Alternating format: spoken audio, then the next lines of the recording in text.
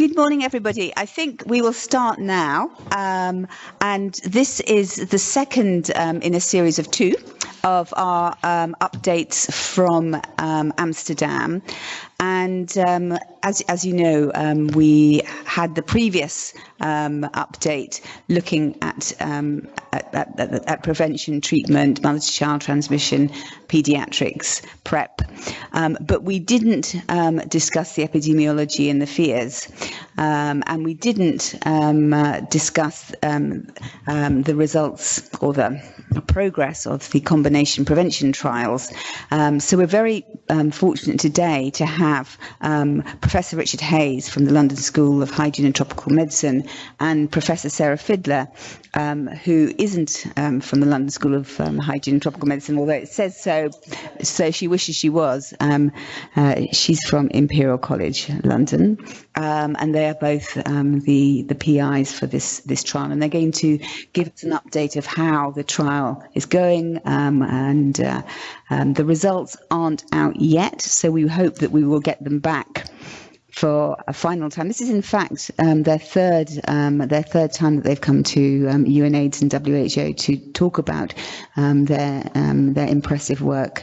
So we're very grateful to them for that. But we'll start first with Peter Godfrey-Fawcett, who at the moment is with the London School of Hygiene and Tropical Medicine.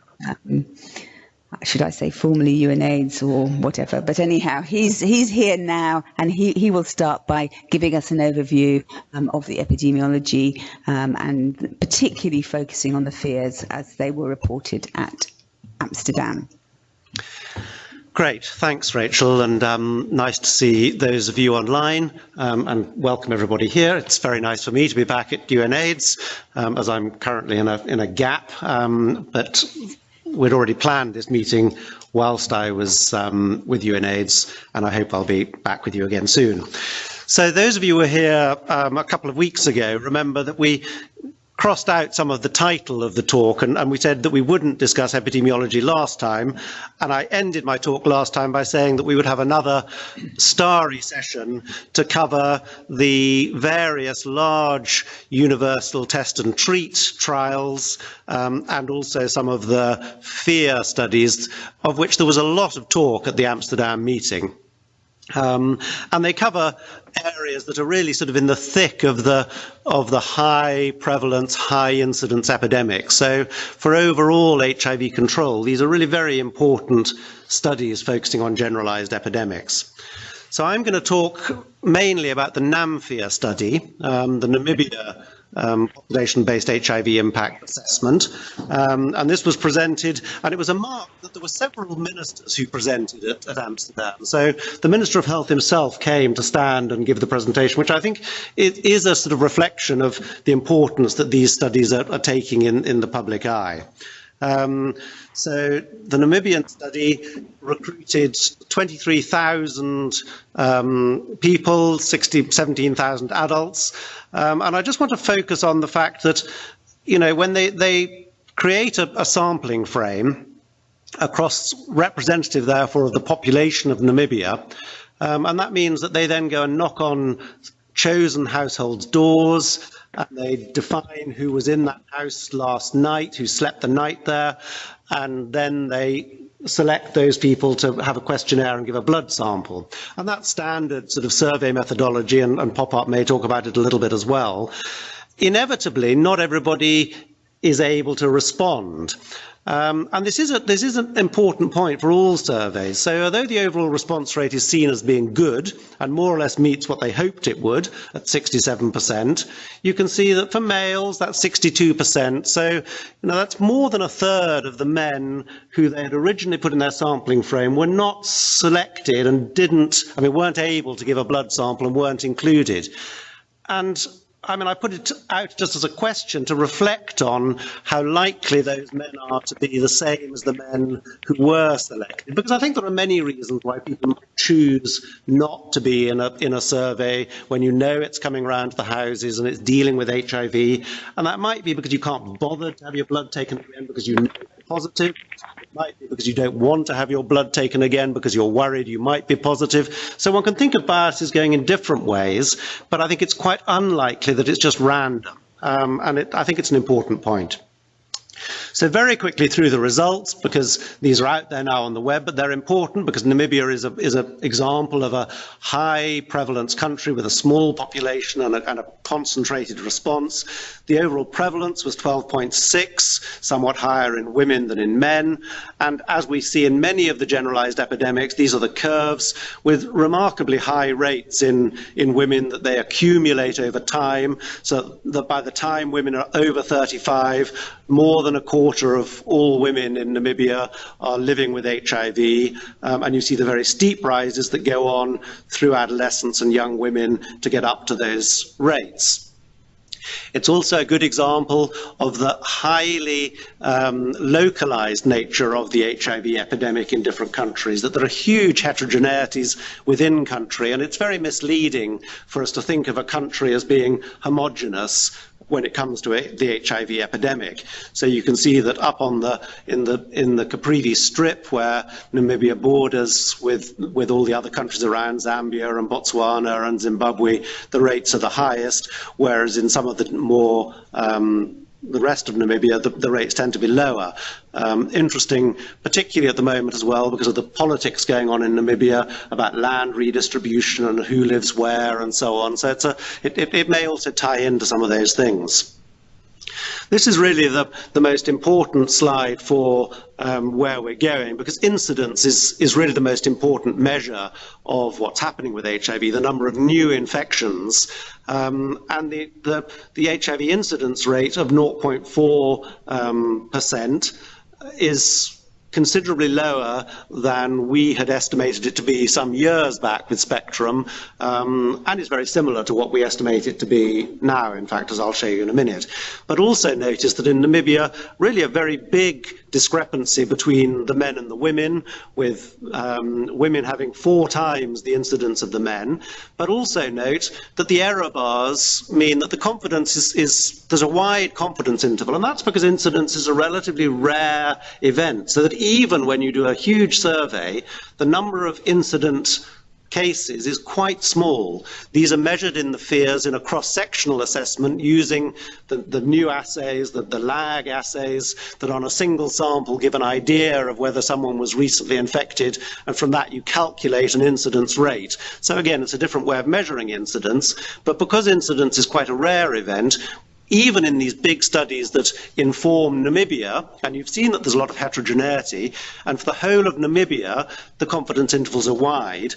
And what that also means is that you can't then use these studies to say much about the incidence in particular subgroups or particular geographic locations in Namibia. They were delighted to show that they had very good viral suppression. So overall, the viral load suppression was 77.4, and as you know, we aim for 72%. So this is really one of the first, I think the first country in a high density epidemic to have achieved the levels of viral suppression that 1990 called for. And this is a major success story. You can see that the cascades drop off slowly in both men and women.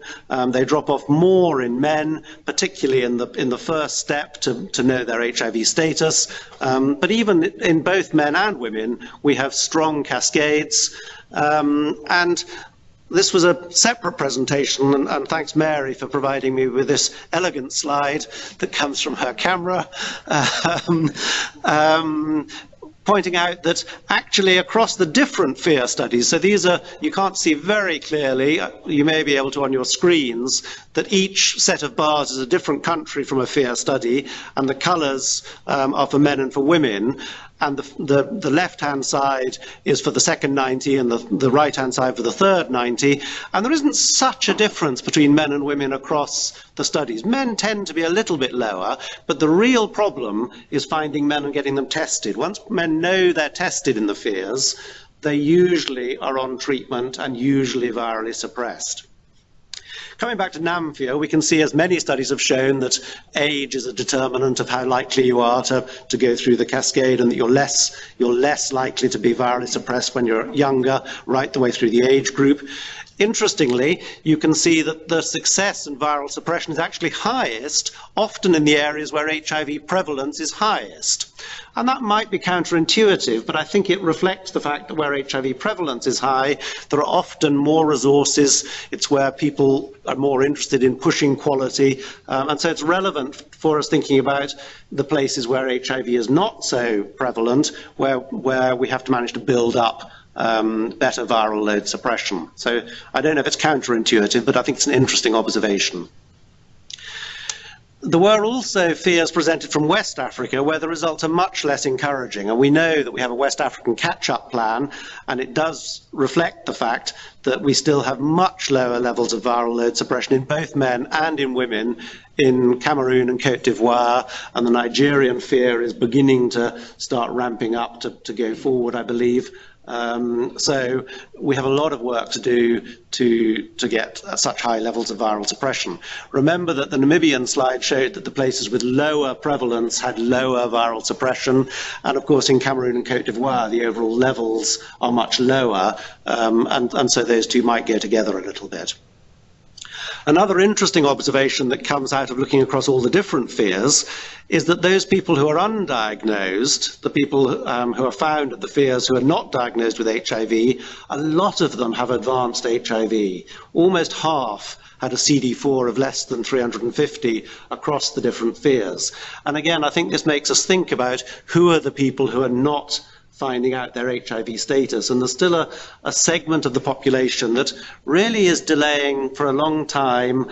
It doesn't want to be engaging in care for the many reasons that I think we all know well. So the importance of continuing to work with stigma and discrimination is pretty clear, and I think it's interesting for how we do find those people and encourage people to know their status before they are at a more advanced stage. Pediatrics, since Mary was giving me the slides, I couldn't not show the pediatric slide. And this just shows the data that UNAIDS produces with spectrum in the darkest blue bars on the right for each of the countries, and then in the FHIA and PEPFAR estimates on the left. And although you can see there's some variation, you can also see that the error bars are wide, and that again is because the numbers are smaller, so that in fact all of them overlap, and we can't say that they're statistically different. And we end up more or less thinking that the average coverage is where the red lines are. Definitely still a significant gap in all countries for getting children on treatment, and some difference between the estimates depending how you choose to estimate it, but not statistically different, and it really just shows that we're not treating as many children 0 to 14 as we should be. And then a final couple of slides just to show the difference between what FHIA comes out with and what the spectrum models show. Just to give an idea, because the spectrum models we do, once a FHIA comes out, spectrum gets recalibrated to take into account that FHIA. So because spectrum takes in multiple data sources into the modeling. But you can see that actually the FHIAs have largely come up with similar values for prevalence, for incidence, more or less for antiretroviral coverage, for prevalence in children, and for ART coverage in children. So of course this is forced to happen a bit because the model is changed as the FHIA data is incorporated, but I think it shows that we're not disagreeing with what comes out from the FHIA studies. So to conclude, I think Namibia is a very exciting story that we should all be very familiar with, because it really is the first southern African country with a high prevalence of HIV that has met the viral suppression targets. Their incidence is lower than it was some time ago, and so I think that we can feel comfortable that from process measures we're getting a lot of people on treatment, and it is very encouraging to see that the incidence is much lower than it has been. The largest gaps are still in HIV testing, still in younger people, still in men, and that of course is a record that we play every time we talk about what we need to be doing. So we're going to move on to a presentation from the Universal Test and Treat trials, and I just wanted to put in your minds the discussion. I tried to point out at the beginning that although PHIAs are massive enterprises, they also have their limitations, particularly the sampling, and we could have talked about the incidence assays and how you assess them. So surveys have their limitations. Models, of course, have their limitations. And what we aim to do is to triangulate between those. They all contribute to the body of knowledge. And we shouldn't say that one is more accurate than the other, because they're sort of linked to each other in some way. The UTT trials, Universal Test and Treat trials, are specifically aimed to try to address causation because they're randomized, and Richard and Sarah will probably talk more about this, but that's the best way that we can provide evidence that it really is because of UTT that we achieve impact, rather than this is something that's happening as time goes by. We know that in many countries, HIV incidence was falling before antiretrovirals were even introduced. So we have to be careful from cross-sectional measures to say that it is because of the scale-up of something that we now see a lower incidence. It's plausible, and it may well be true, but it's not as strong evidence as if you can intervene in a way and show an impact. And the UTT trials done on a big scale are also very important for the implementation science agenda. There is a lot of discussion going on at the moment about the cost of these research studies. The big research studies, both PHIAs and UTTs and HPCN 052 and others. But of course they're dwarfed by the overall cost of the treatment program. So I think we need to always balance a little bit the cost of research with the overall cost of the response. It is true that NIH is interested in working on defining what they would call value for money.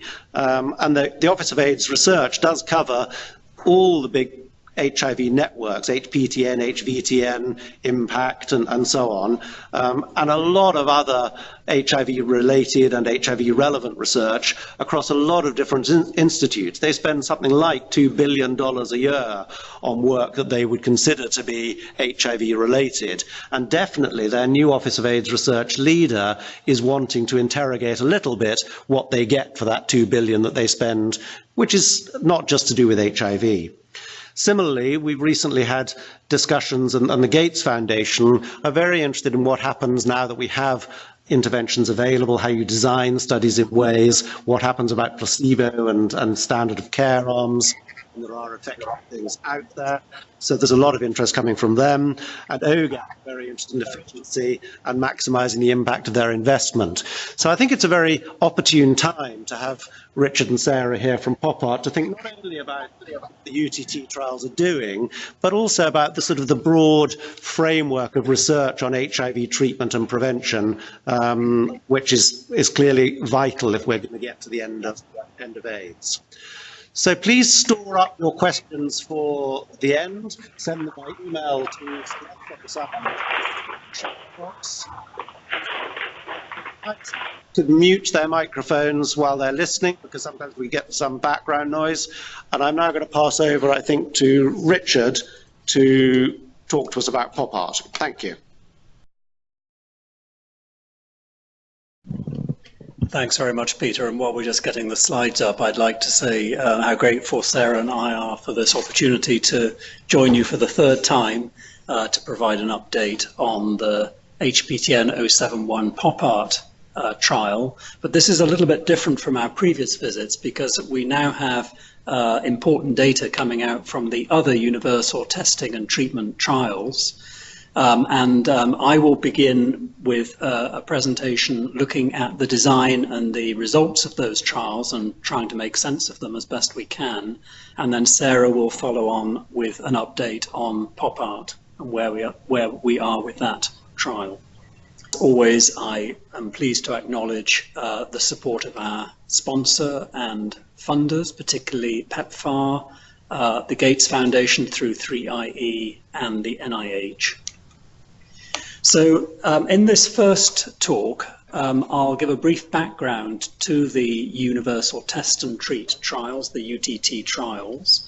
I'll give a brief summary of the design of those trials in terms of the locations of the studies, the interventions that they've studied, and the designs that they use for the evaluation component.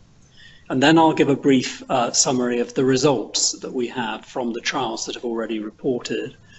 And I'll begin by looking at the coverage they've achieved against the UNAIDS 1990 targets, and then we'll focus in on their primary outcome, which is the impact on HIV incidence, and discuss what we can say about interpreting those varied results. So I think most of you are familiar with the background to these trials. At the time they were designed, I think there was a perception that decreases in HIV incidence had stalled largely, and that there was really an urgent need for more effective preventive interventions in order to bring HIV incidence down much more steeply. And I would say that I think we're still in that similar position today. So there's still an urgent need for more effective preventive interventions.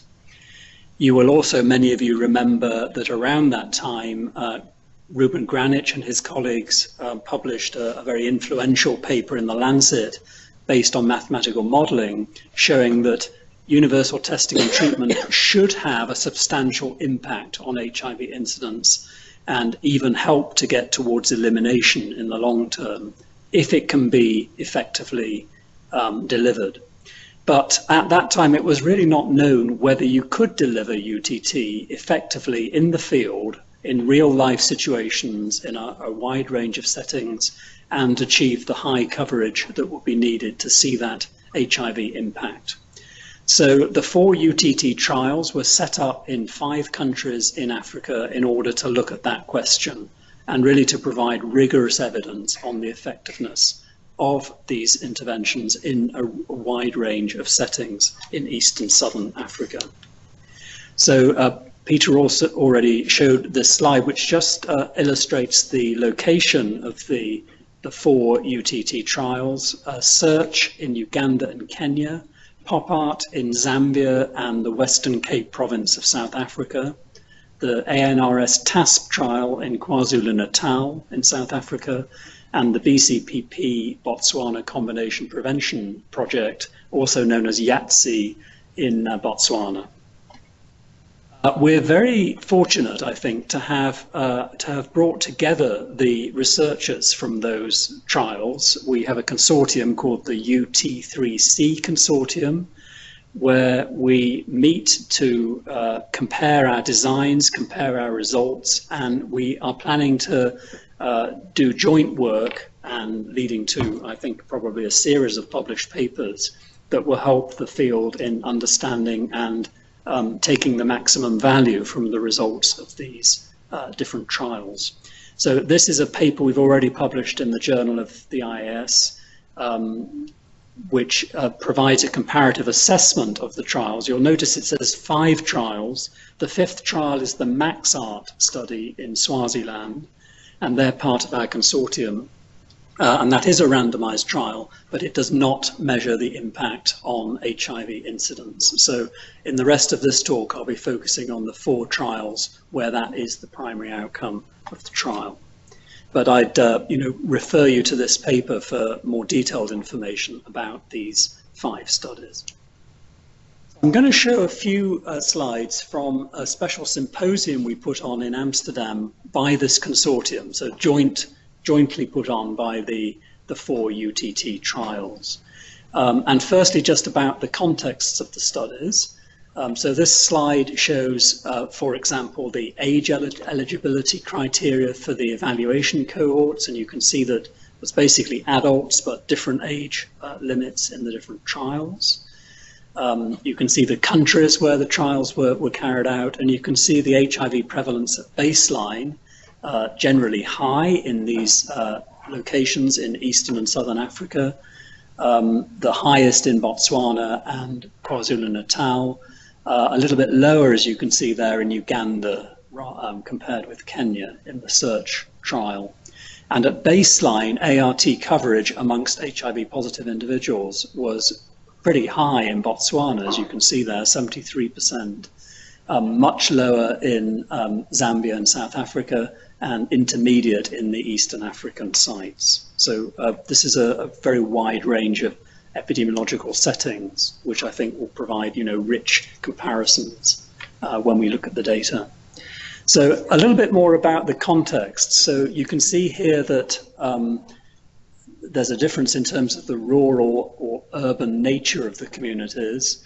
Botswana, Search and TASP trials essentially in rural villages, whereas the PopART trial communities are much more urban and peri-urban. You can also see the median ages, which partly reflect the age limits for the evaluation, which I showed you on the previous slide. And just one other thing to note from this slide, I think, which is the gender mix in the evaluation cohorts. And in most of these studies, there was an excess of females in the evaluation cohorts. And this again reflects the difficulty that we often find in locating and enrolling men, both for intervention and for the research cohorts. Now, in terms of the evaluation methods, all 4 of these trials were community randomized trials with 2 study arms, intervention compared with control, except in the PopART trial, which, as Sarah will explain later on, also had an intermediate intervention arm. The number of clusters varied, as you can see. There were 30 clusters, essentially villages, in Botswana.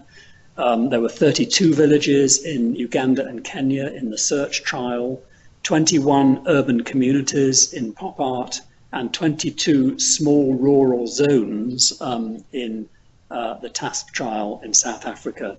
And you can see wide variation in the populations of these communities. So the total size of the populations covered by these trials varied from just under 30,000 in the TASP trial to around 1 million in the PopART trial. So very varied contexts there, as you can see.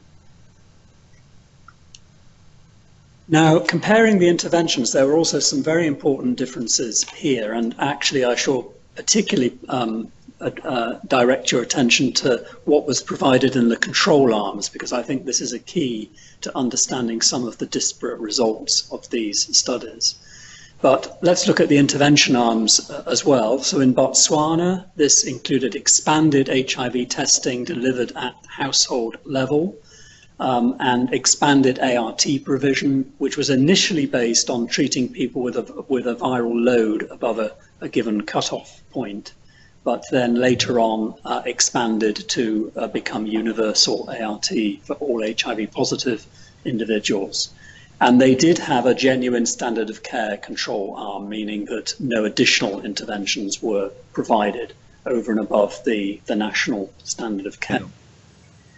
In PopART, there were 3 arms, but I'll just focus on arms A and C. So arm A delivered annual home-based HIV testing with follow-up visits as well in between those annual visits, support for linkage to care and immediate ART for everyone with HIV.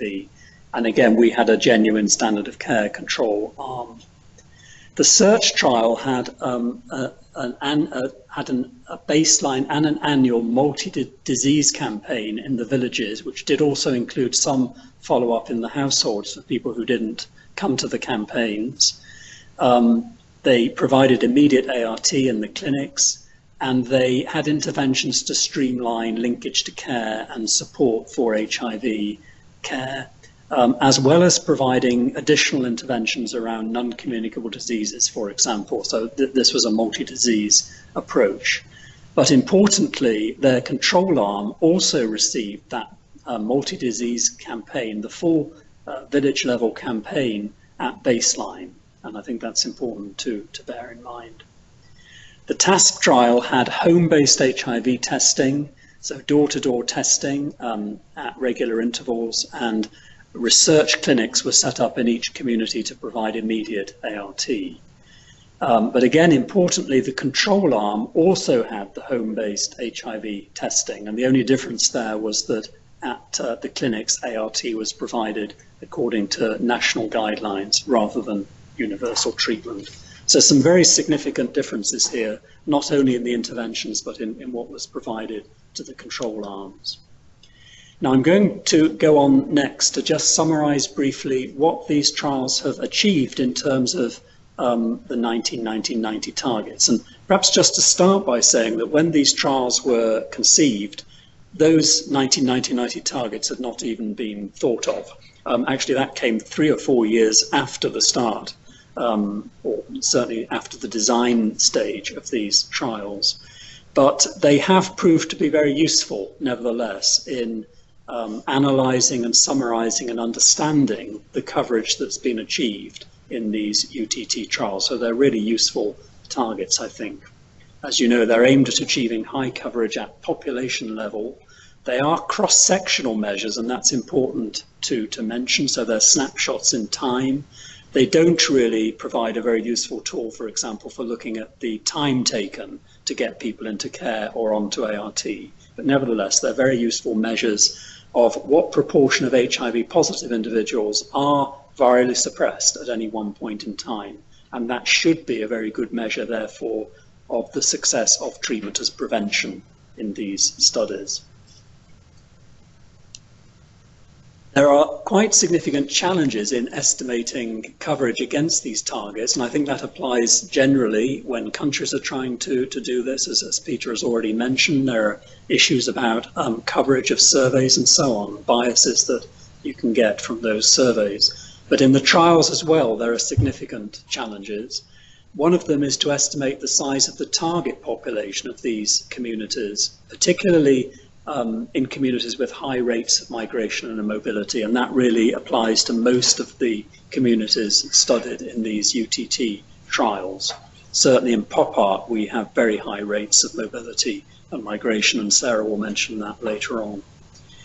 Another challenge is estimating what the HIV prevalence is and the knowledge of HIV status and ART coverage among those who do not take up the intervention. And one has to extrapolate those coverage estimates from those who do access the intervention or who are seen during surveys to the total adult population. Just checking, actually, is this microphone? It is, okay. So very significant challenges, but each of these trials has done their best with the available data to estimate the coverage they've achieved. And I'm just going to show one slide for each of the 4 UTT trials, which shows on the left the estimated coverage against the targets before the intervention, and on the right the situation after 2 years of intervention. And we used a 2 years time point because we could do that for all 4 of the trials. But some of these trials went on for longer than that, so we will have to look later on at what was achieved at the end of the interventions as well. I'm not showing that this morning. So, but you can see, for example, that for Botswana, they were already doing very well at baseline with 68% viral suppression amongst HIV positive individuals.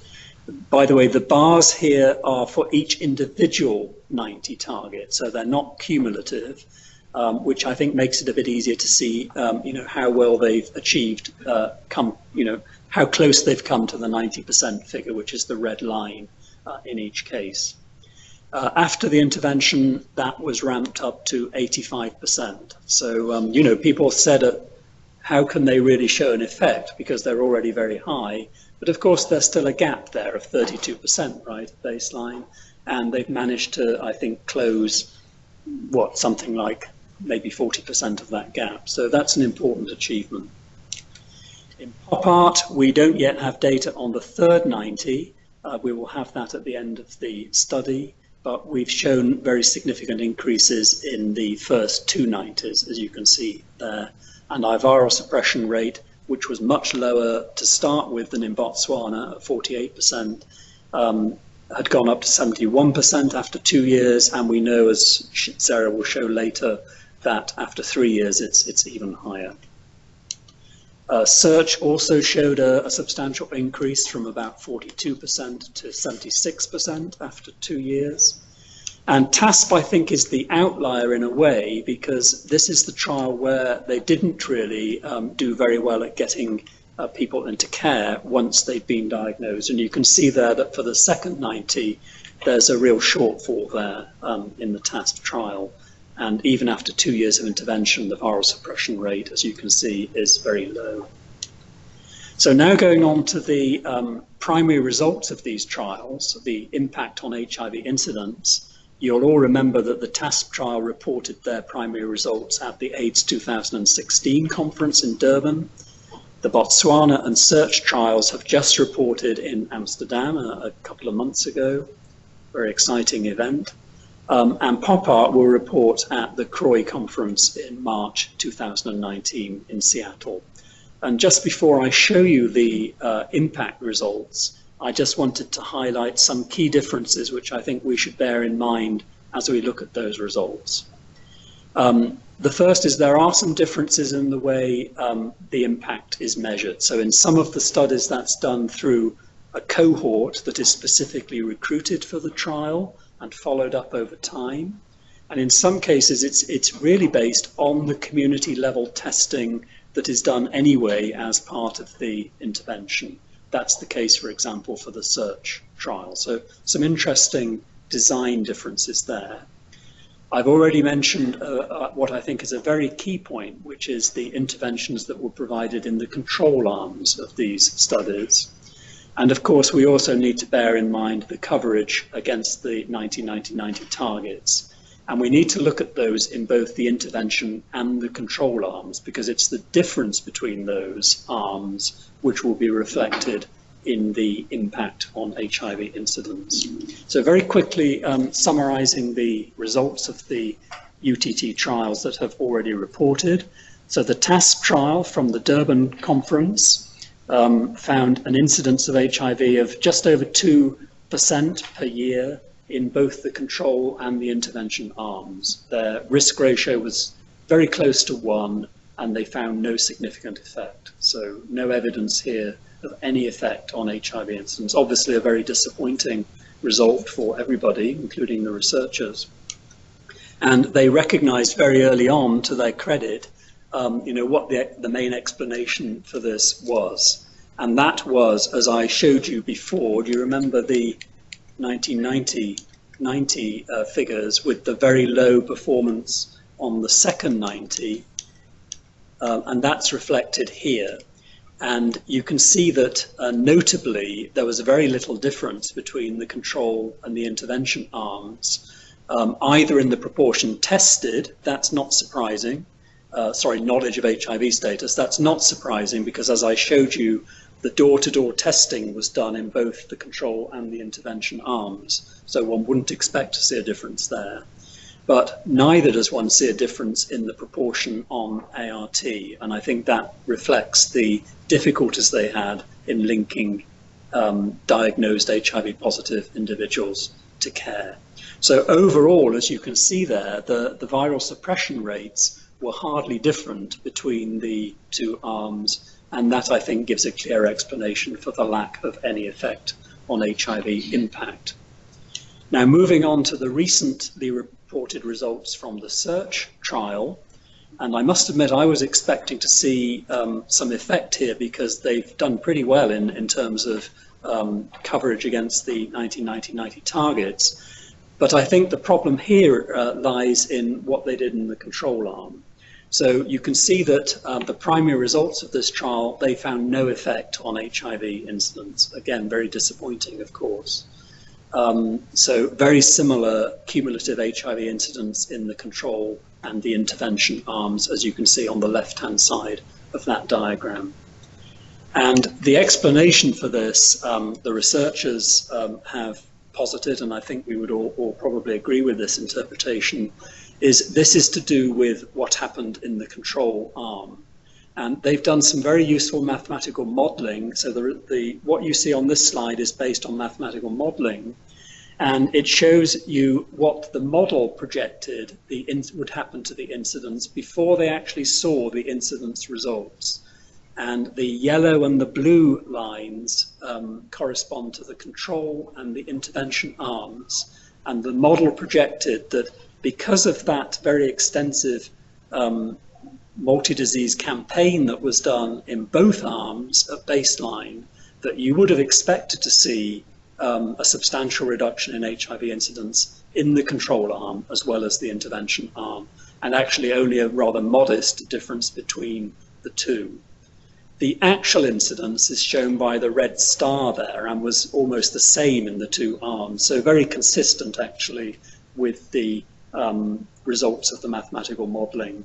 And they did also report that they'd seen a substantial decrease in HIV incidence during the trial in both the intervention and control arms. So this is all pointing actually to a very coherent picture in terms of the explanation for the lack of difference between the two study arms. So I think, in conclusion, that results really from the design choice that was made about the control arm and what that should receive. So last but not least, the Botswana trial, and this was their primary results slide. I should say that they only finished their fieldwork, I think, in April or something like that. We couldn't understand how they could possibly report their results so quickly. So I think these should be regarded as somewhat preliminary, and I know that I hope the researchers won't mind me saying, but I think there are still analyses going on to look at these results in more detail. But the early results show roughly a 30% reduction in HIV incidence. It's a bit borderline in terms of statistical significance. In fact, their primary analysis is a p-value of 0.09, which would not be conventionally judged as statistically significant. They've used a range of different methods, and you can see there's a range of p-values that go with those. I reanalyzed their pairwise data, and I actually got a p-value of about 0.07. So I think it is kind of borderline. And by the way, this was quite a small trial in terms of numbers. And you can see at the top of the slide, there were only just under 60 seroconversions in the intervention arm and 90 in the control arm. So that's quite small. And that's reflected, I think, in these very borderline p-values. So in summary, I've just got two summary slides, and then I'll hand over to Sarah. These three trials that have reported so far have, I think, provided really valuable evidence for programs about how the UNAIDS targets can be achieved in a wide range of different contexts and settings and using different approaches. They've shown the gaps in coverage, and they've also produced useful information about how one can attempt to fill those gaps. I think they've also shown that, taking account of the design aspects of the trials, the results are consistent with a substantial impact on HIV incidence when these targets are achieved. So I'm thinking here really of the Botswana trial, where they found a 30% reduction, although of borderline significance, and the SEARCH trial, where there was a very substantial reduction in incidence during the trial. There may also importantly be ancillary benefits for other health outcomes. For example, on tuberculosis, the SEARCH trial found a significant impact, in fact, on tuberculosis, as well as all-cause mortality, and maybe other outcomes as well. And I know all the studies will be looking in detail at those secondary outcomes. So finally, PopART, as Sarah will mention, will report its primary results next March. And I think as we look forward to that, in a slightly nail-biting way, I have to say, there are a number of aspects that I think we need to bear in mind. Some differences really between PopART and some of the other studies. So PopART is predominantly working in large urban communities with major challenges that come with that kind of context, including very high rates of mobility and migration. So really difficult challenges, actually. We have a genuine control arm, however, that is delivering local standard of care. We have a population cohort, which is a random sample of adults. And we made a very clear choice from the start that we would only sample one adult from each household, because we were concerned that if one sampled entire households, then the actual survey procedure where testing is done and results are fed back and so on would actually be quite a mass intervention in that cohort. So we made that design choice, which is different from the Botswana study where they sampled entire households. Sarah will show you that we have achieved the first 2 of the 390s so far after 3 annual rounds of our intervention. So we're very pleased with that achievement. And at the end of the trial, we will find out some key unknowns. The first being what's happened in our control arm in terms of coverage. We don't know that.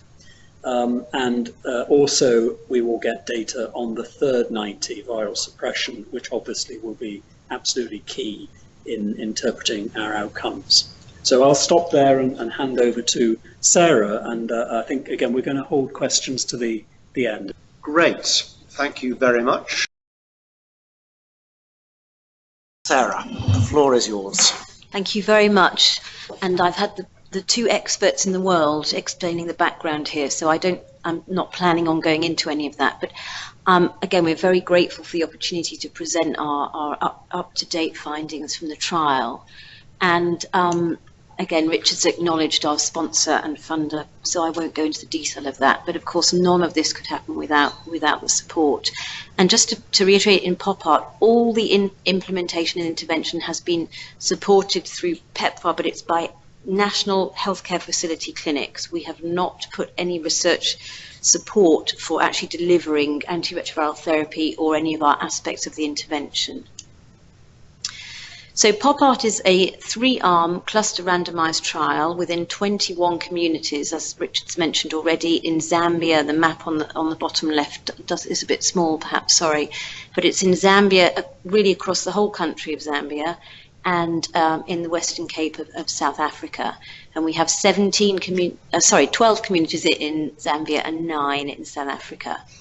And the difference in PopART is we have 3 arms, and that really reflects that we've been working on this for almost 10 years, I think, was when we first started the design.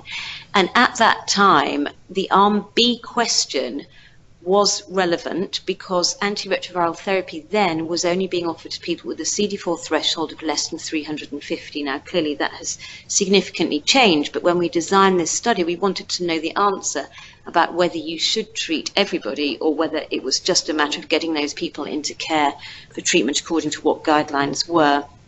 And I'll show you how that's changed, but that is why we currently have an arm B, which has subsequently moved towards arm A.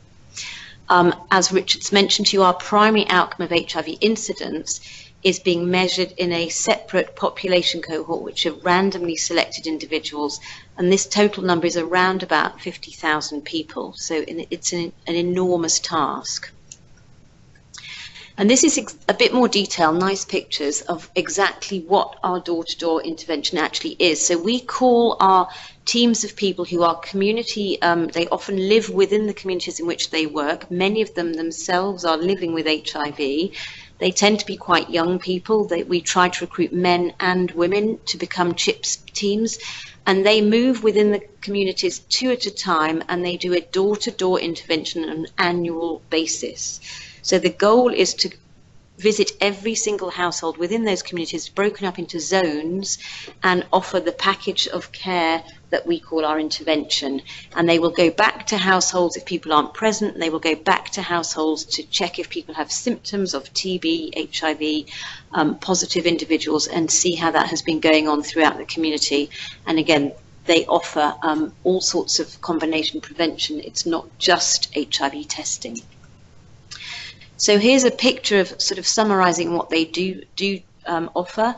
They offer individual people, anybody within that household they talk to about, so it's an education about health, healthy living, HIV, TB, sexual health, reproductive health, symptoms of STIs, and they signpost individuals who have any of these symptoms to the appropriate services and offer to accompany them if they wish that. And obviously with our HIV package, we particularly talk about the role of antiretroviral therapy, how people could go about getting their treatment, and particularly focus on young and pregnant women. So As one would expect, after 2015 and WHO guidelines and then subsequently national guidelines, Arm B communities all moved towards offering universal access to treatment irrespective of CD4 count. And we actually were able to do this with support from our in-country Ministry of Health and Department of Health to actually implement this before it was rolled out nationally. So most of our communities in the clinics in these communities that were in an Arm B setting were offering antiretroviral therapy for everybody from the end of 2015.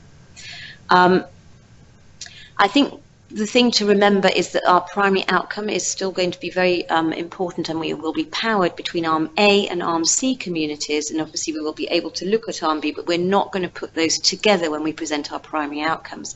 But there are key differences, as Richard's really highlighted already, between the intervention communities and Arm C, which is that in the intervention they have this regular house-to-house HIV testing, retesting, education, linkage to care, adherence support for those people who are positive, and again distribution of condoms, linkage for male circumcision, etc., which is not ongoing within the communities in the Arm C communities. Of course, if people are willing to go to their healthcare facilities or whatever is provided in the Arm C communities, that is of course available to them.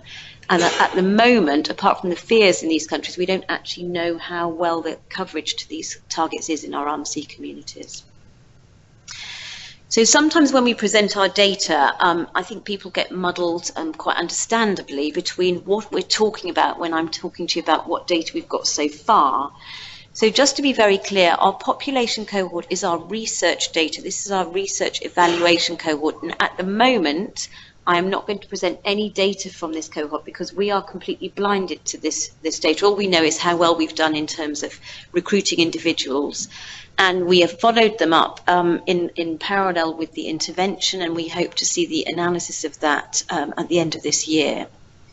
So the data I'm going to show you is purely what we have captured by our CHIPS teams who go into the household on an annual round basis. They carry with them these electronic devices and they ask a whole bunch of questions, but this is not a research question. This is an evaluation of how well we are doing.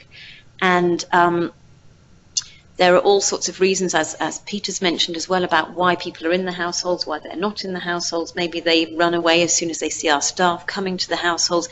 So we just capture what we have, and that's just what I want to explain as you see the data. So what I'm going to show you now is what we have achieved at the end of round 3 of our intervention. So that's the final annual round of the intervention. And this in total is around about 350,000 adults. So it's an enormous group of people. So in terms of going back to the study design, our primary outcome for the whole research cohort is, as you've heard, a measured impact on HIV incidence comparing Arms A, which is the intervention, and Arm C, which is the standard of care, between PC12, which is the second annual round of the cohort, and our final annual round, which completed this year. In our cohort, we are going to measure a whole bunch of secondary outcomes in addition to the HIV incidence, which I won't go into here. And you can see that these are a lot of the uptake measures, process measures, as well as disease progression, toxicity, TB, and all sorts of other outcomes. So where are we up to in our trial? We are right towards the end, and we've shown this slide so many times, it's actually quite nice to say we are really nearly there. So of course we're going towards the end of 2018 here. We've completed all of the field work now, and we are in the final laboratory analysis stage of the samples that have been collected from our population cohort. So just to reiterate again where we're up to with the population cohort. So this, the final research study visits were completed at the end of July this year. All the individuals who consented to the population cohort have completed very detailed behavioural and detailed questionnaire information, economics, lifestyle, sexual behaviour, etc. And that will be evaluated separately, but importantly, the primary outcome is all about blood sampling. So we have excellent uptake of people donating blood, and that evaluation of HIV testing and incidence is being done right now. And as you've heard, our unblinding is happening in December. So there are enormous numbers of study components and ancillary studies, and in the interest of time, I don't have very much time to explain to you all of these, but I just wanted to highlight that there's an enormous piece of work that is led by some really incredible groups of staff, and the people who are working on the trial are an enormous number of people who we are representing, and very lucky to be representing here. So the modelling work will be started in parallel with the primary outcome, and that's led by Christoph Fraser's group, who's now moved to Oxford. We had case control studies looking at uptake of testing and coverage of treatment, which is now completed and published. That was part of a PhD done by Kalpana Sabapathy at the London School. We've done enormous amounts of work led by Musonda Simwinga, who is based in Zambia, looking at how we've engaged with the community, how we've got community buy-in, community engagement in all aspects of the intervention as well as the research. And that has been an enormous learning about how we've actually embedded what we've done in the communities. James Hargreaves' group have looked at stigma and how that may have changed over the trial. And Ginny Bond and Graham Hoddinott in South Africa and Zambia have led the social science components. We have an enormous health economics aspect of this, which will be linked to the modelling when we finally report. And I'm going to show you some data on the adolescent work, which has been led by a separate intervention by Kwame in Zambia. Christoph's group are also looking particularly in Zambia at phylogenetics work to look at transmission networks and try and help us work out kind of who we've missed out here. And Helen Ailes and the group in Zambia have looked at a separate sort of cluster study nested within some of the PopART communities on uptake of HIV self-testing and index partner testing. And then Mohamed Lambada, again, part of a PhD in Zambia, is looking at different models of ART delivery for those people who are stable on treatment. So I really don't have time to show you all that, but I wanted to take this opportunity to show you that we have an enormous task of showing you data that will help us understand some of the things we're going to find. So now to move on to the completion of our round 3. So as I say, this is using data collected from the CHIPS household visits. And this has been extrapolated, as Richard mentioned, to the entire adult population. And in terms of overall, in both countries, for both genders, we have achieved the first 90 overall 92% in adults who know their HIV status at the end of the trial, just a little bit below that in males and a bit above that in the females in both countries put together. And then ART coverage, so the second 90, again, we've achieved 90% of HIV positive adults on antiretroviral therapy, again, a bit below that in men and a little bit above that in the women. And again, as you've heard from the PHIAs and many other community trials as well, we are slightly lower in young people and particularly young men. Now, in PopART, we do not have viral suppression data, and this is because although Zambia is now beginning to roll out viral load testing, we do not have access to routine viral load testing. And just to point out again that our intervention is purely what is routine in the healthcare facilities, so we don't have that data, but we have self-reported for those people who say they're HIV positive, and we know they're HIV positive, who've gone on to treatment, are they taking their pills? And we see very good self-reported ART coverage. One of the things that we've seen in PopART is we are estimating, because we've done annual estimates in the CHIPS at each round, we have seen, as Richard mentioned, quite a bit of migration both in and out of our communities. We think up to about 10 to 15%. And that, if that's going to be extrapolated as this became programmatic, this is really important, because these are the people that if we only did one round of testing, we would miss. And we will have really seen that some of these people who are migrating tend to, of course, be the young working men. And so if we don't offer some form of annual process of testing, these are the people we are consistently going to be missing. So I'm now going to show you graphs broken down just so you can see them more clearly. What we saw at the end of round 2, so the beginning of round 3, which again reflects that although we did very well at the end of round 2, it drops off again driven by this migration pattern. So that's the black line. And then the blue line to focus on is what we saw at the end of round 3. And this is broken down by women on the left and men on the right. And this is for Zambia. across the different age groups at the bottom. So you can see the first bar is 15 to 17-year-olds, and it goes right up to 65-year-olds plus, and then the red line is the 90% target. So you can see that we started off way below that target in the youth, amongst women and in men, and we achieved very good increases in coverage of knowledge of HIV status, almost to the 90% line from pretty much most age groups, but again missing still amongst the youth for women and men, and that's in Zambia. And very similar pattern as you can see in South Africa, although comparing the two countries we did a bit better in the young women in South Africa than in Zambia, but again in young men in South Africa, we also saw a gap even at the end of round 3. Then the next figures are what we saw for the second 90. So this is antiretroviral coverage, and again the blue line shows you what we achieved at the end of round 2. Most age groups doing very well, but again the gaps are within the youth, and this is for Zambia. And again, this is for South Africa. We did a bit better in South Africa in the young women, and again you can still see a gap in the young men in South Africa. So how long did it take from a test in the community of somebody to find out they're HIV positive or self-report they were HIV positive to actually get onto treatment? And this shows you what we've seen from right at the beginning of round 1 when we first started in 2014 to the end of round 3, which is the end of last year. And you can see that we started off being median time to get onto treatment was about 9 months. Now, it's not possible to do same-day antiretroviral therapy start with a home-based household community testing in the models we were using, because at the time, antiretroviral therapy had to be given at the healthcare facility. So even though the healthcare facilities now are very much more primed, of course, at giving people treatment as soon as they arrive there, we have to get people to get there. And now our median time to starting treatment is around about 3 months, with this dramatic reduction in time, but it's still clearly, not same day starting.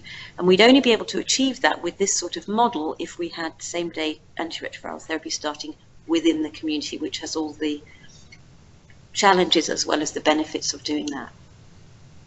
So now I'm just going to briefly show you some of the outcomes we've seen in the youth, because I showed you data up to the age of 15, but we wanted to know what happened to the younger people. And this is a separate study that was separately funded in both countries to have a look at all sorts of different models of enhancing coverage amongst the youth. And if we look here at, this is going down to the age of 10. So what we did here is we bolted on to the CHIPS intervention special attention given to the young children within the household, and we were able to capture the data. And again, you can see here the coverage by age for pre the intervention, so before the end of the round 3, and then after round 3, which is in the red, by different age groups, so down to really young children, age 10 to 12, and you can see that for most age groups, they're all under the age of 19 here.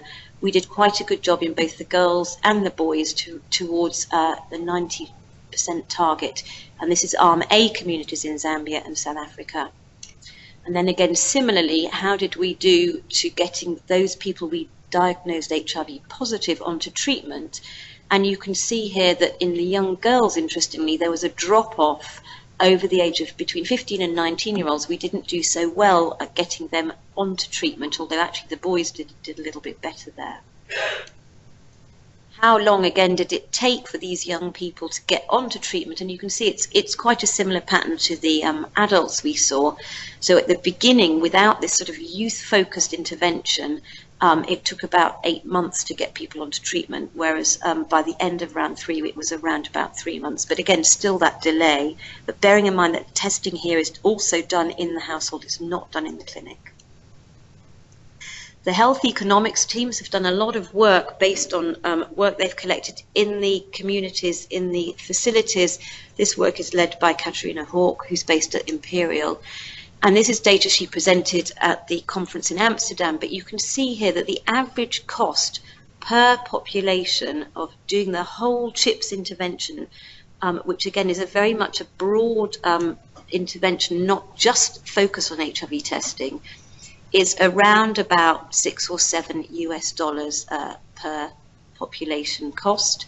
And you can see the other thing that's sort of quite striking is in that bottom line there, the cost per person testing HIV positive at a population level is around about $367 US.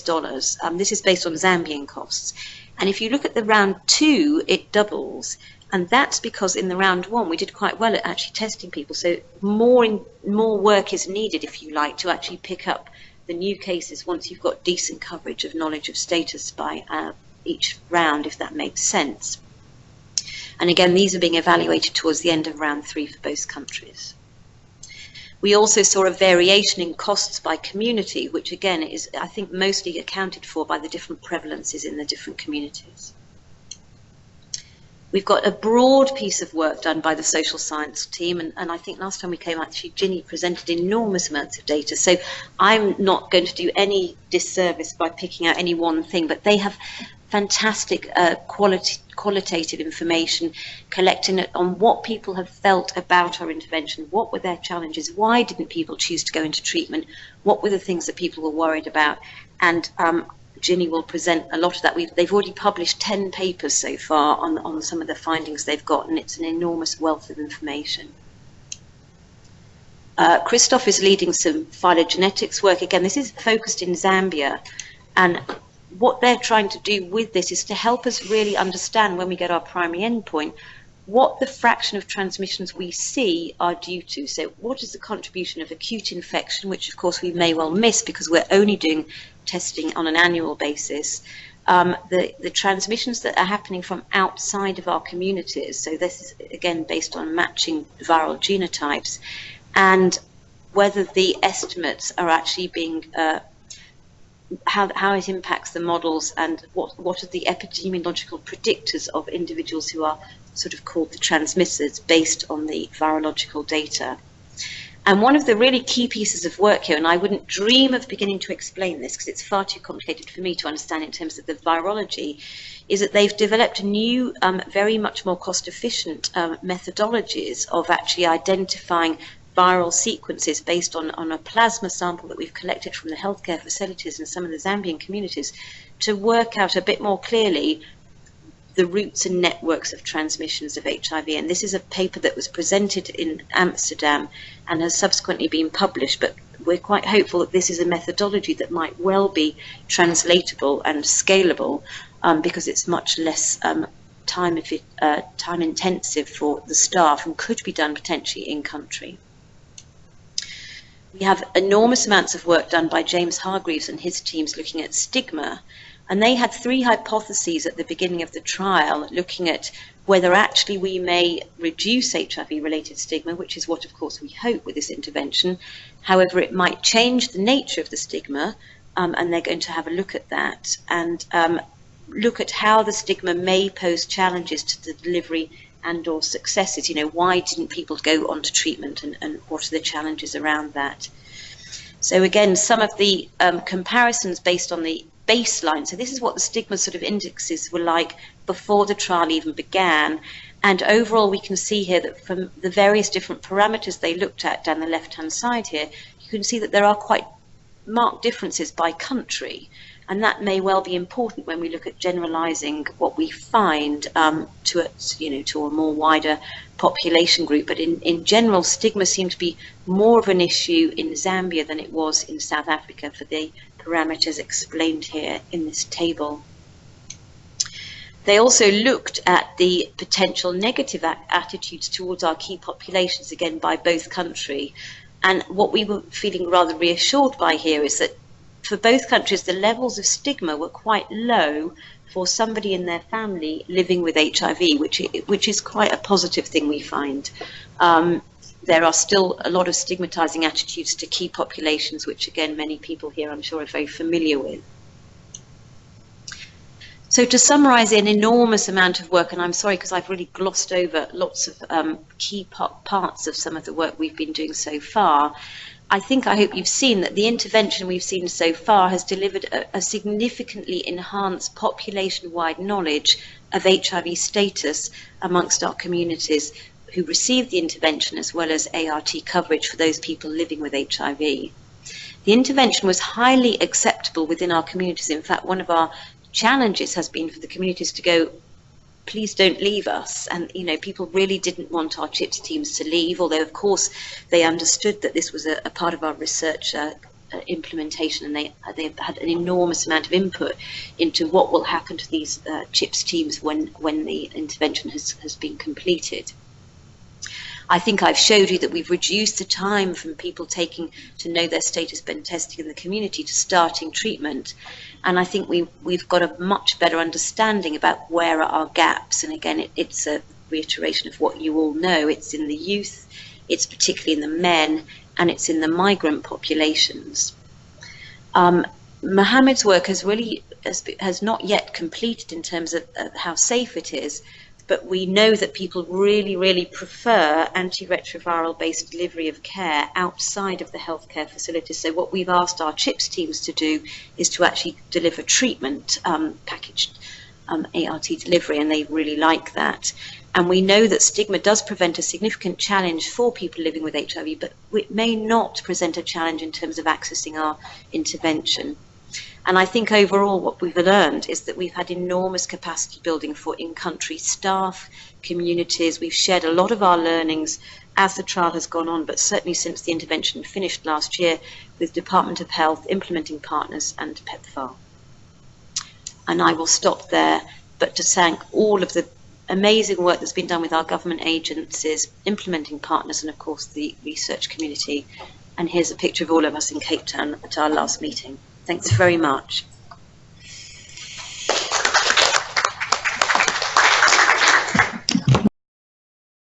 Wow.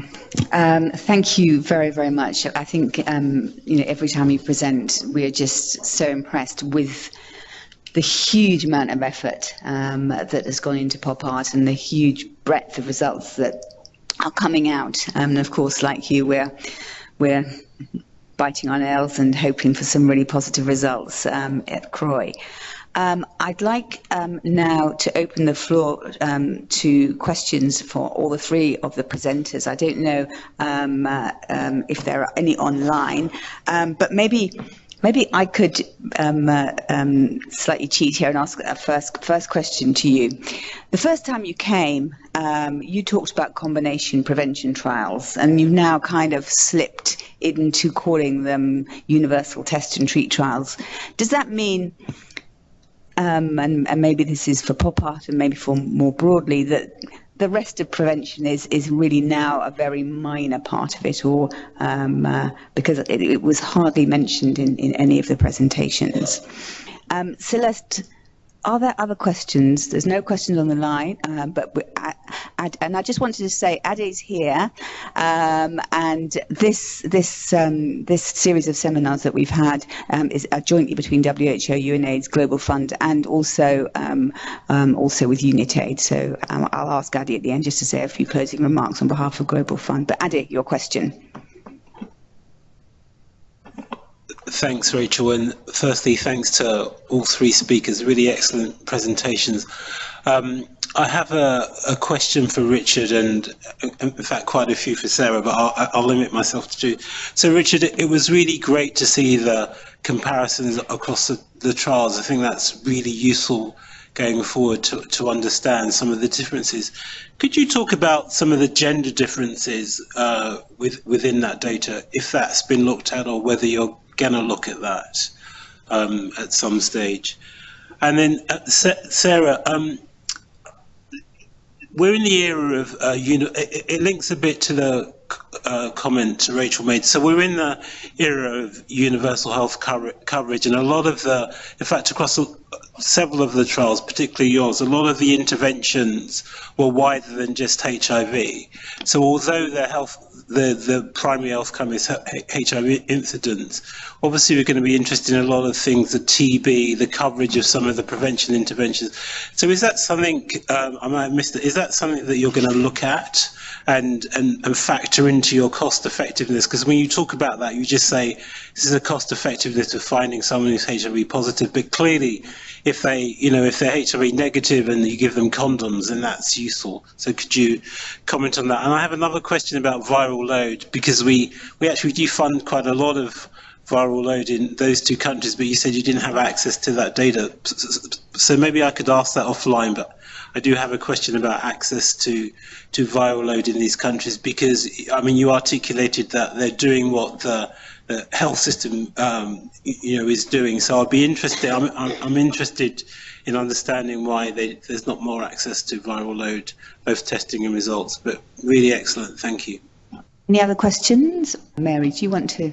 I was just curious to know a little bit more about the 10 to 14-year-olds. That sounds quite interesting, and I was curious whether your research had teased out, one would be just the sample size I was curious about, but also to know whether they teased out whether they're vertically versus horizontally infected. Right, my question is to say that like we're in close touch with the PHIA team, and so there is recognition that like the first 90 as initially reported, maybe an underestimate of all people that know their status, because some people later are found to actually be on ART or to have viral load. And so I'm just wondering whether that affects these types of studies as you are doing them, or whether you are confident that like the measures that you've presented, they are like robust, there's no need for any adjustment. And then I have a second question, which is maybe just building on what Richard mentioned, is that somehow these 4 studies or 5 studies, they seem to like address quite different questions. I'm not sure that like of course they are like a family of studies, yet they are like very different as it comes to like they give a result that says this is better than that, but the 4 studies are so different. So that, and also like the change in policy to treat everybody came along for all of the studies. Well, that was the initial, I think, inspiration for these studies. So that has like been taken off the table almost. So then the question is, what are these studies really addressing? And are you like clear about what a result will refer to as you report out from these studies? Maybe if I think some of those were for me and some were for Sarah, so if I perhaps go first. So combination prevention, you're absolutely right. We often debate whether to use the title combination prevention trials or UTT trials. I think we could have easily used both, because all of these interventions did have combination prevention components, and I think we all feel that they are important. I think why I used UTT in this case was that because that is the best way of defining which 4 trials we're talking about. I mean, these are the only trials in the world that are measuring in a randomized design the effects of a universal test and treat intervention, whereas there are other studies looking at combination prevention. The extent to which they do combination prevention, I think, differs a bit between the trials, as you probably notice. So at one extreme, I suppose we have SEARCH in a way, and it's a multi-disease campaign approach. So there were blood pressure testing, obviously TB was mentioned, malaria I think was covered, bed nets and so on. So it really is a multi-disease campaign. Of course, you're thinking more about combination prevention of HIV, I think. So in PopART, we've been, as you know, promoting male circumcision for HIV-negative men who are not circumcised, and referring them to services for that. Condom promotion is a very important, and provision is a very important component. We've given out enormous numbers of condoms. I can't remember the number, Sarah. No, but it's like really large numbers. So yes, I agree, it's very important, and perhaps we didn't give it sufficient attention in this presentation. I think when we have all our results, we will certainly be trying to look, using the process data and the modelling, what part of any effect we have is due to those different interventions. So that'll be important. Gender differences were mentioned. Of course, so far we've got 2 trials which have not found an impact. So then the scope for looking at subgroups is perhaps limited. And I'm not aware whether the Botswana study looked at that. But as you saw, their numbers of seroconversions are actually quite small. So again, the scope for subgroup analyses is limited. You've seen, however, from the intervention data, and I think this applies to all the studies and to the PHIA surveys as well, that we do know about gender differences in coverage, particularly lower coverage in men generally, as well as in younger people.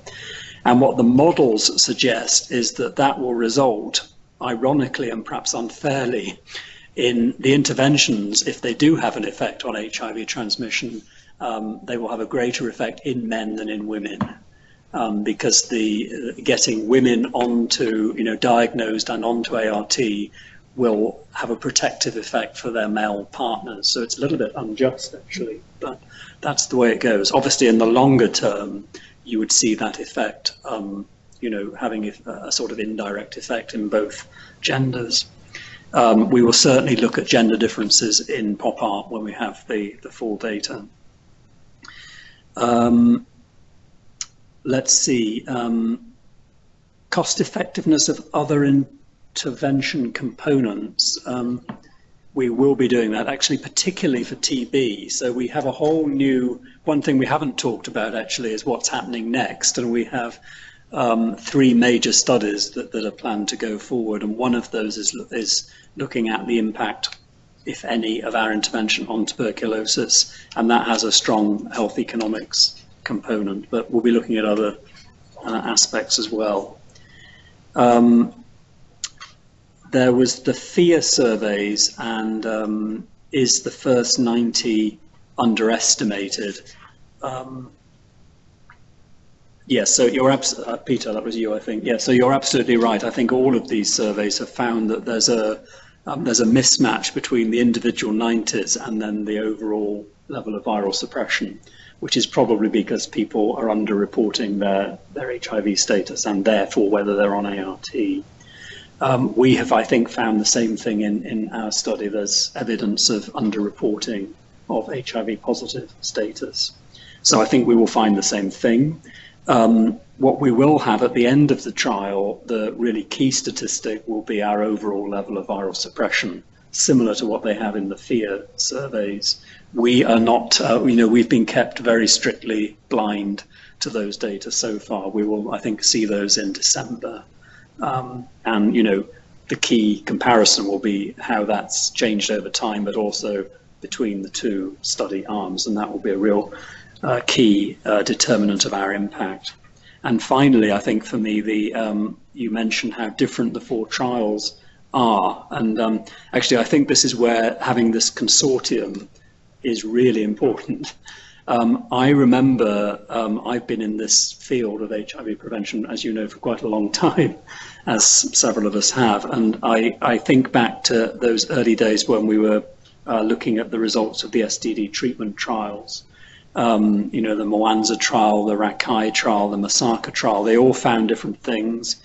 They all had different interventions, different designs. And we, at that time, found it very useful to bring the investigators together, not as competitors, but as collaborators, to try and do the best we could to understand the results. That was hard, but I think it repaid the effort, and I hope we can do the same thing this time through the UT3C consortium. We're doing that on a shoestring, by the way. There's no funding, but all the investigators think it's really important to work together, and I'm really pleased that we've managed to do that. Sarah, over to you. Thanks. I mean, I totally agree as well, Rachel, in your question, that we definitely tend to focus a bit, perhaps too much, on the HIV outcomes. So that great long list I showed you, which I sort of glossed over in the interest of time, with enormous numbers of secondary outcomes, is exactly what we're working on right now. So we're looking at how many of the HIV negative men took up circumcision. We have this whole separate trial, as you know, looking at TB outcomes and condom delivery, STI symptoms, etc., etc. So those are all outcomes that are really, really important. Your point, Ade, about kind of collecting viral loads. So one of the other things is actually working out, apart from self-reported information from our CHIPS teams about have you gone to have your male circumcision, you said you were interested, did you go and have it done? We have no idea how much that is going on in the control communities, and actually accessing that data has not been completely straightforward. And working out, for example, on the overall population levels of viral load testing has not been very easy, because when we actually go to the clinics and go, for example, in our population cohort individuals who tell us that we are allowed to access their clinical information, as I'm sure you know, when you actually get to the clinic to try and find out what's happened to those people, it's not been very straightforward. So if you have ways of helping us access that, that would be fantastic. But bearing in mind, we want to do it particularly in our communities, so having a sort of district-wide level of data is not necessarily going to answer our specific research question, but it has been a challenge for us. Within the population cohort, by the way, we will measure viral load, so we will actually have a very clean definition and comparison between viral load measurements for people living with HIV in each arm of our trial at the end, so that we will be able to answer that, but that's why we can't present it now. Oh yes, and we're measuring antiretroviral drug levels in blood samples, so we will also know whether people are actually taking their pills on the day of the sampling. The question about the young people and the adolescents, I actually took that slide out because I didn't have enough time. But the adolescent survey was done in about 100,000 people of that age group from 10 to 19. That was how many were enumerated of that age group in our communities that we were working in the Arm A communities. We accessed about 40,000 of those. No, sorry, 80,000 of them, so that's by gender. We don't actually know, because of course that's always very difficult to ascertain exactly the route of transmission. One would kind of hope that the very younger ones are perinatally infected, but we just don't know that information. All we are doing is testing those children and young people with their consent, and within the clinics, and very much engaged with adolescent community boards. They have changed some of the adolescent services that the clinics provided to make it a bit more adolescent friendly, with the hope that that will be embedded within the departments of health to offer that service. And they've done some really extraordinary work with the adolescents. They did offer testing through schools and youth clubs and other ways of trying to access the adolescents, but a lot of this was through home-based testing. Sorry, just to add something on the vertical versus horizontal transmission. We don't know that. You're absolutely right, but based on the data we have from those who do take up the test, in the 10 to 14 year age group, it's an almost equal number of positives in boys and girls, whereas above 15 you get this very steep increase in prevalence in the girls. So my take on that is probably most of those younger ones are perinatally infected. Yeah. And we also used a sort of little algorithm saying, are both your parents alive? Have you been ill? So there was a sort of clinical directive to try and enhance uptake of testing amongst children we thought might be perinatally infected. Did you have the ever had sex question in a yes, question? But difficult to ask that. Usually it's in a household, right? So I'm not dismissing it, but I'm noticing the time, so maybe we allow last question from Philippa. And is there anything, Celeste, online that we need to? No. Thanks. Hello both, and congratulations both. I mean, really terrific work. I just had a very quick sort of headline messaging question.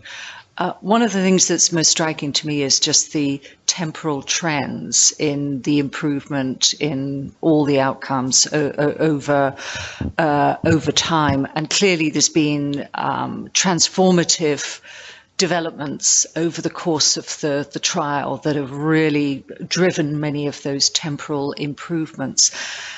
Can you sort of project sort of 6 months, 9 months hence in terms of your likely messaging? I mean, it's clear that investment in the community, however you do it, is so critically important. And that's why we've got these great 90% levels. So even if there's not a critical difference between your interventions and the control, I mean, can you speculate on what you think the world needs to know from these types of models of service delivery? I mean, it's difficult for you to be precise, but it would be just good to know what you think the top line messages are going to be of how we need to advance the model of care for the future. Important question. I wish I knew the magic answer. I mean, I think what we've learned, and I think the other trials would say this as well, is that the decentralizing testing and treatment and making it really easy for people. I mean, I see that in the UK as much as here, as much as in our African communities. So people really liked the testing. They liked I didn't mention the self-testing project, but, you know, giving often the women we found at home and who test, we show them how to use the oral swab and then say, here's a swab for your partner.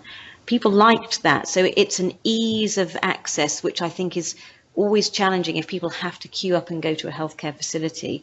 And similarly, the preferences and choices of people who've said, if you're on treatment, you're stable, you're doing fine, should we deliver your pills to your house?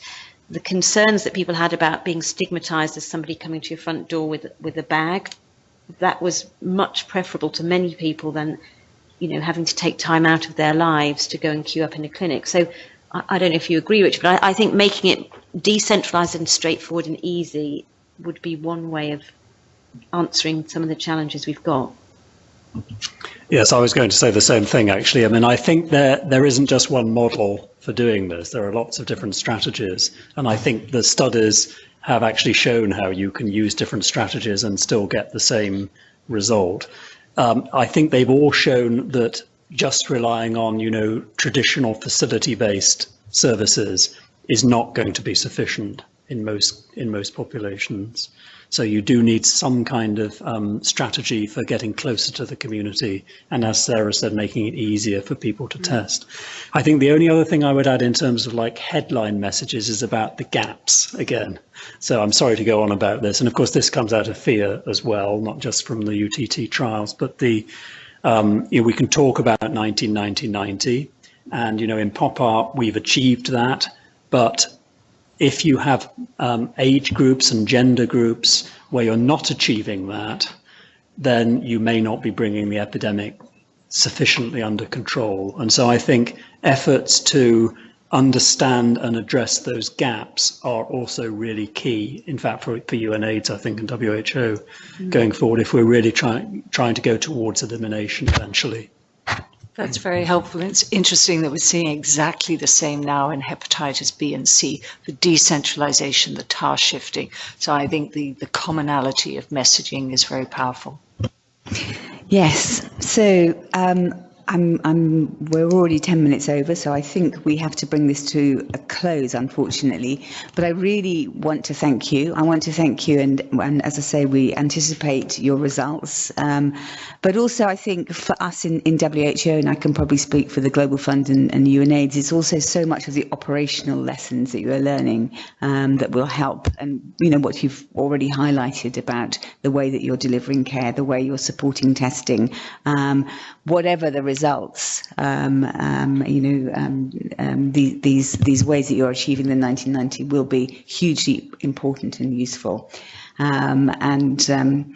We look forward to any hints on reaching those missing men that's acceptable and cost effective. But I think what's really reassuring, the data that you showed, is once you do get men tested, the problem is much less solved. It's not. I think we've lived with this thought that, well, men won't do anything, but in fact, once you can get them tested, it seems we're really we've really got the problem solved. So I just wanted to let the kind of the co-conveners of this meeting, Global Fund and UNAIDS, have a last word if they wanted. Adi, would you like to say anything before we thank our speakers? So and let them I'm just go? aware of the time, so I would just want to thank everybody and re-echo again how excellent the three speakers were. I would underline that Peter, you gave a very good overview of the PHIAs and the NAM-PHIA.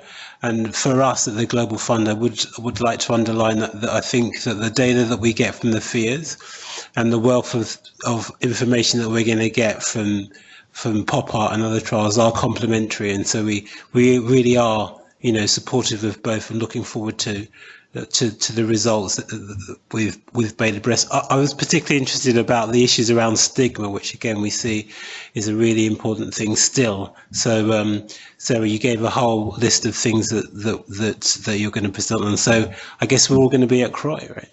Right. So I just want to add appreciation for the effort to come here and to give us these updates. And we do all look forward to announcement of your final results. Nobody dared to ask you which trial you thought was like the better designed trial, but clearly we'll all be looking out for the results of this particular PopART trial in March of next year. So thanks a lot. Thank you, Celeste, for all the behind the scenes.